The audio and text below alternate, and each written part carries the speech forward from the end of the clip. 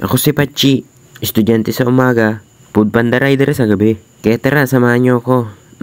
Ngayong araw nga last day na namin na duty sa BFP. Kaya excited talaga ako sa mga oras na to. Mararanasan ko na kasi magpahinga.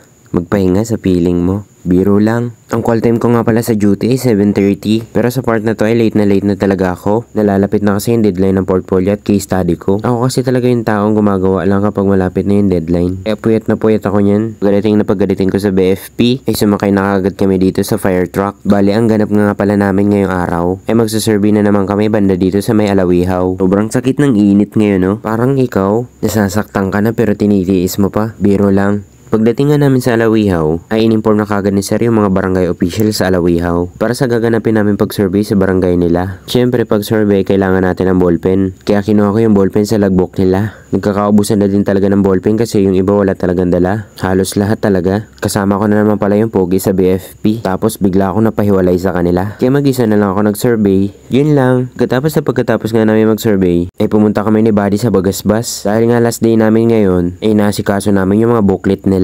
Dito sa booklet namin nilalagay namin yung mga date ng pinasok namin. Pagkatapos namin magawa yun, ay papa-evaluate na namin yung booklet namin sa supervisor namin sa BFP. Tinitingnan nga ng supervisor namin kung nakompleto namin yung oras namin sa duty. Kapag hindi namin nakompleto yung duty, ay hindi kami bibigyan ng certificate of recommendation sa BFP. Kaya kailangan mo talagang tubusin yung mga oras na wala ka. Parang siya, baka may iba na siya sa mga oras na wala ka. Biro lang. Pagkatapos kong mamasikaso yung mga booklet nila, ay dito naman ako pumunta sa may HP. Dahil nga summer vacation month ngayon, ay sa labas kami nakapost. Yung ibang mga BFP personals ay nasa Bagasbas sa total. Dito naman ay nagkakandak yung mga pulis natin ng pre-check-up. Kaya nagpa-BP ako. Medyo talaga kasi nahihilo na ako. Kakaisip sa'yo. Biro lang. So ayun na nga, pagkatapos namin dito ay nagliligpit na kami. Pabalik na kami niya sa estasyon ng BFP. Malapit na din kasi matapos yung duty namin kaya pauwi na kami. Bago kami umuwi, dumaan kami dito sa terminal ng bus. Dito lang nga to sa may Kamambugan Road. Namimigay kami sa mga tao ng flyers ng BFP.